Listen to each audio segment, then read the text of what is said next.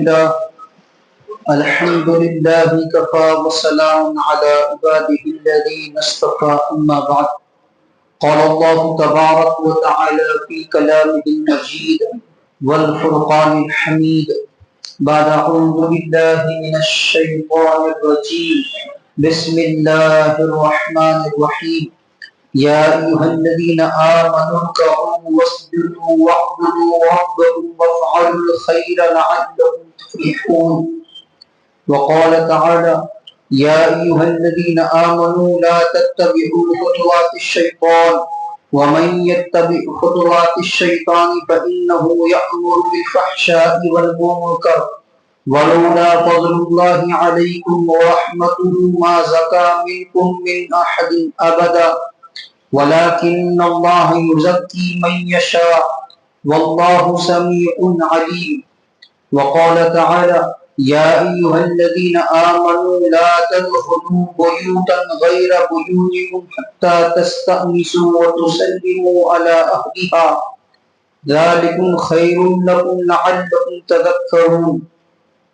وقال تعالى يا أيها الذين آمنوا ليستأذنكم الذين ملكت أيمانكم والذين لم يبلغوا الحلم منكم 3 مرات من قبل صلاة الفجر وحين تضعون ثيابكم من الظهيرة ومن بعد صلاة العشاء صلاة عورات لكم ليس عليكم ولا عليهم جناح بعدهن طوافون عليكم بعضكم على بعض ذلكم يبين الله لكم الآيات والله عليم حكيم. سبحان ربك رب العزة عما يصفون وسلام على المرسلين والحمد لله رب العالمين. اللهم صل على سيدنا محمد وعلى آل سيدنا محمد بارك وسلم. اللهم صل على سيدنا محمد وعلى آل سيدنا محمد بارك وسلم. اللهم صل على سيدنا محمد وعلى آل سيدنا محمد بارك وسلم. معزز سامعین کرام ملت اسلامیہ کے عزیز نوجوانوں بزرگان ملت، گزشتہ کئی ہفتوں سے الحمدللہ یہ سلسلہ چل رہا ہے کہ ہم قرآن عظیم الشان کی ان آیات کو سن رہے ہیں جس میں اللہ تبارک و تعالی نے اپنے ایمان والے بندوں اور بندیوں کو اپنی طرف منسوب کر کے پکارا، جن میں سورۃ البقرہ کی 11 آیات، سورۃ آل عمران کی 7 آیات، سورۃ النساء کی 9 آیات، سورۃ المائدہ کی 15 آیات، سورۃ الانفال کی 6 آیات، سورۃ التوبہ کی 6 آیات اب تک گوش گزار کی جا چکی ہے۔ آج کی اس مجلس میں سورۃ الحج کی 1 آیت اور سورۃ النور کی 3 آیات گوش گزار ہونی ہے۔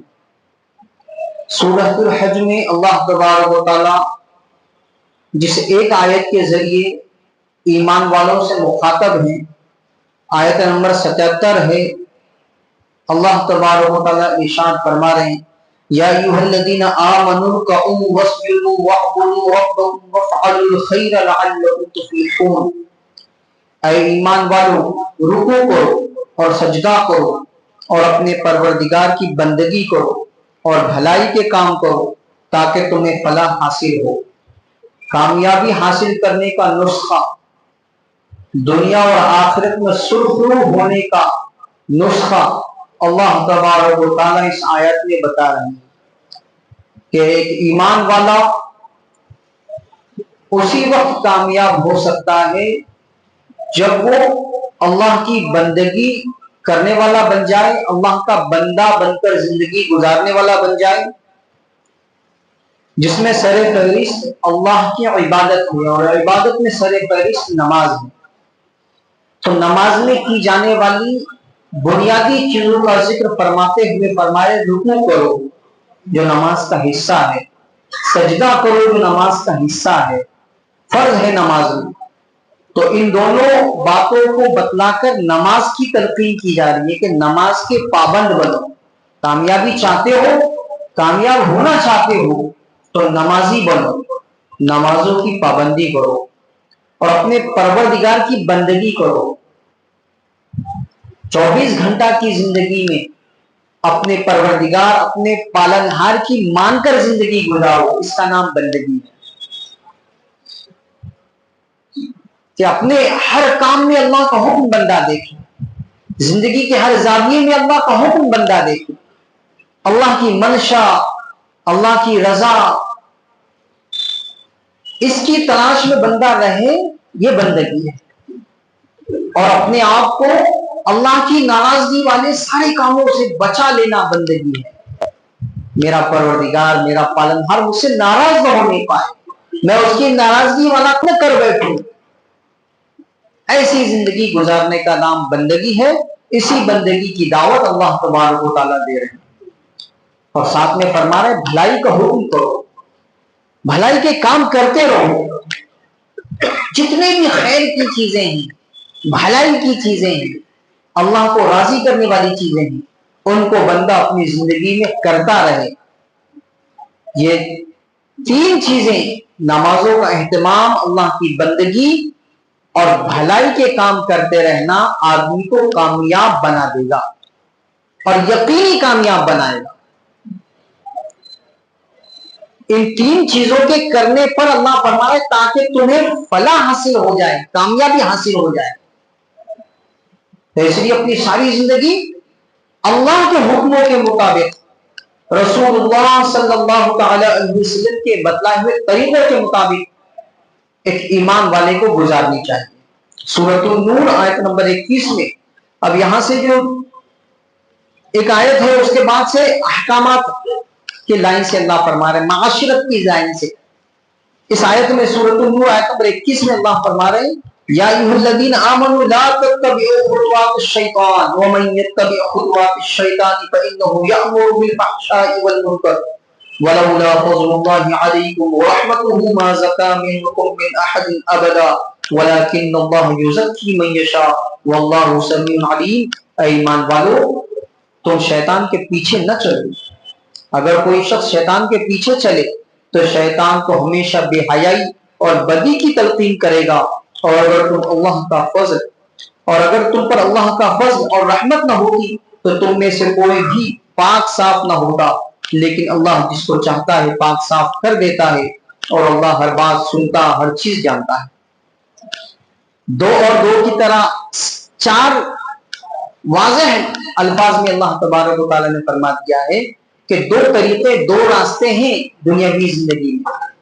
ایک راستہ حزب الشیطان کا ہے, شیطان کے گروہ کا ہے, شیطانی ذہنیت کا ہے. اللہ کے علاوہ جتنے بھی چیزیں اور طریقے رائج ہیں جو اللہ کے راستے کے علاوہ ہے, اللہ کے حکموں کے علاوہ ہے, یہ تمام کے تمام بندے کو بے حیائی, بدی کی تلقین کرنے والی چیزیں ہیں, اللہ سے دور کرنے والی چیزیں ہیں. تو صاف اور واضح طور پر اللہ تبارک و تعالیٰ نے اس آیت میں ارشاد فرما دیا ہے کہ آدمی کو اپنی نجی زندگی میں ہر اس کام سے, ہر چیز سے بچنا ہے کہ جو اللہ سے اسے دور کرنے والی ہے. اور اللہ فرما رہے ہیں اگر کوئی آدمی پاک باز بھی بن جائے, نیک بھی بن جائے, متقی بھی بن جائے, تو اس کا کمال نہیں ہے اس میں. اگر اللہ کا فضل اور اللہ کی رحمت نہ ہوتی تو تم میں سے کوئی بھی پاک صاف نہ ہوتا. تو نیکوکاروں کو اپنے آپ میں کبر کا شکار نہیں ہونا ہے, بڑائی کا شکار نہیں ہونا ہے, اپنی نیکی کی راہ پر اترانا نہیں ہے. جہاں ایک طرف برائی سے بچانے کی تلقین ہے, وہی بھلائی کے ساتھ اپنے آپ کو بڑا بنانے سے بھی منع کیا گیا ہے. دونوں زاویے اس آیت میں ہیں کہ آدمی اپنی زندگی کو برائیوں سے پاک صاف کر کے بھلائی کی طرف ڈالنے کی کوشش کرتا رہے, اور اس کوشش میں اگر وہ کامیاب ہو رہا ہے تو اس کو اللہ کا فضل سمجھے, اللہ کی عنایت, اللہ کا رحم, اللہ کا کرم سمجھے کہ اللہ نے نیکی بھری زندگی گزارنے کی توفیق دے دی. اس میں اپنا کمال نہ جانے, اپنی کوئی بڑائی اس میں بگاڑتے نہ بیٹھے.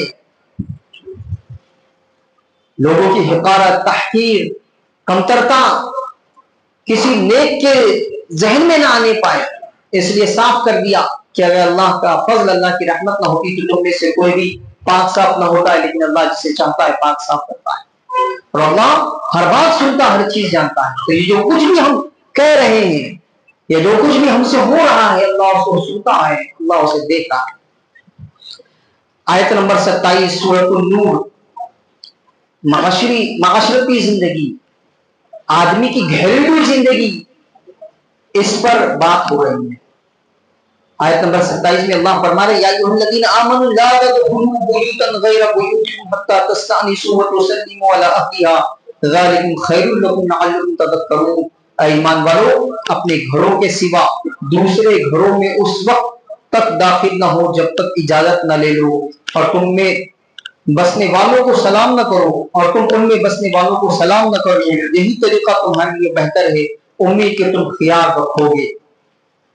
مفتی تقی صاحب اس آیت کی تفسیر میں تحریر فرما رہے ہیں، یہاں سے معاشرے میں بے حیائی پھیلنے کے بنیادی اسباب پر پہرا بٹھانے کے لیے کچھ احکامات دیے جا رہے ہیں۔ ان میں سب سے پہلا حکم یہ دیا گیا ہے کہ کسی دوسرے کے گھر میں داخل ہونے سے پہلے اس سے اجازت لینا ضروری ہے۔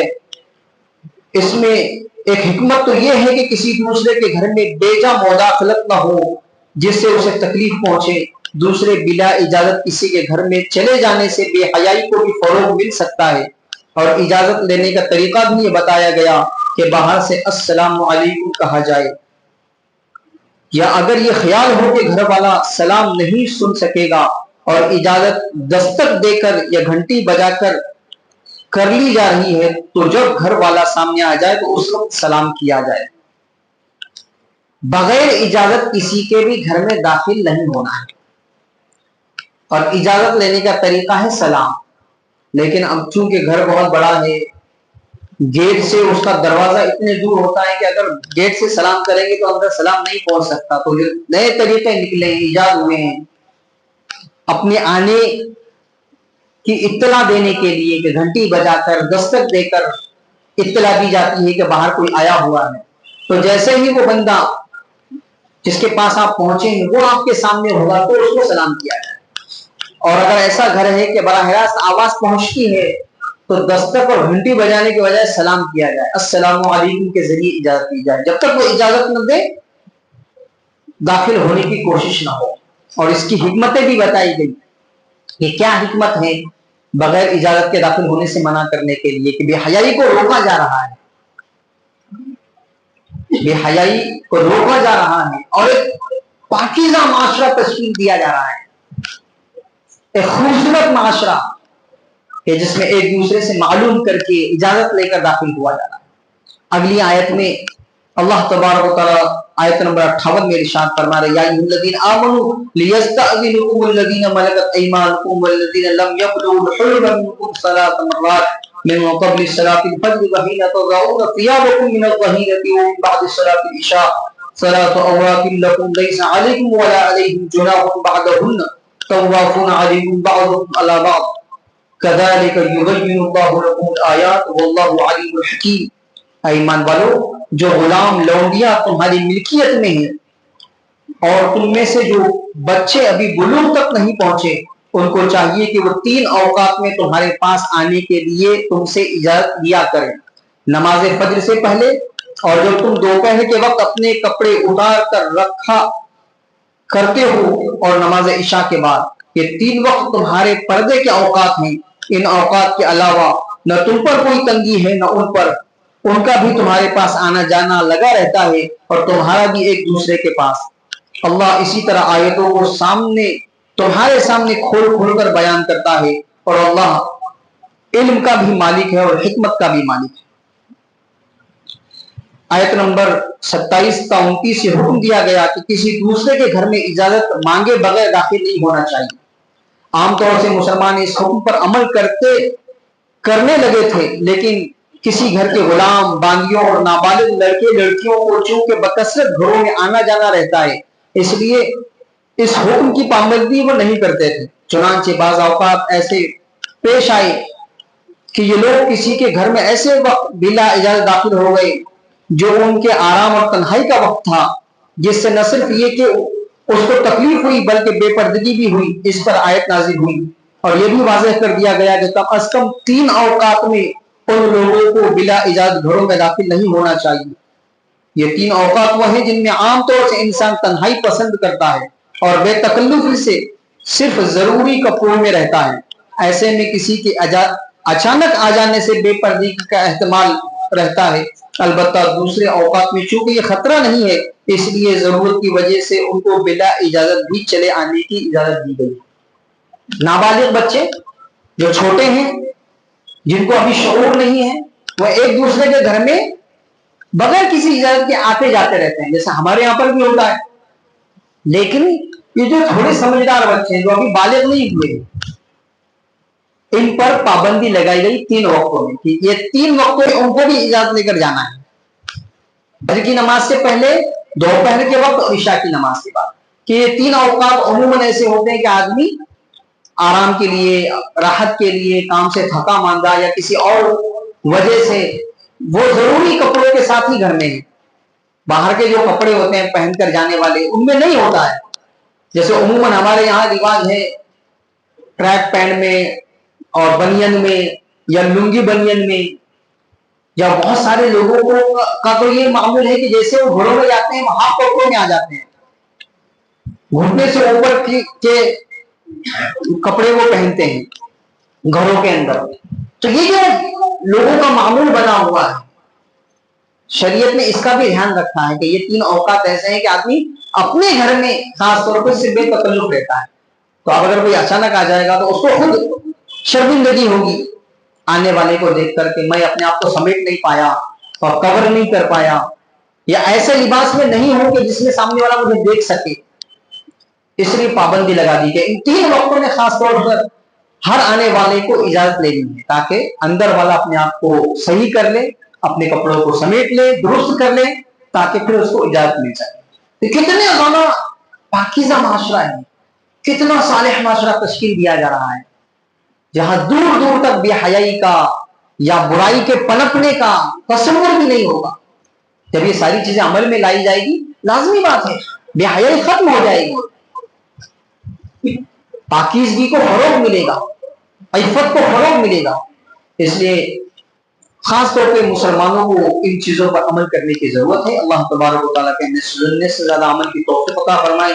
وآخر دعوانا الحمد للہ رب العالمین والصلاة والسلام علی سید الانبیاء والمرسلین صلی اللہ تعالی علیہ وسلم.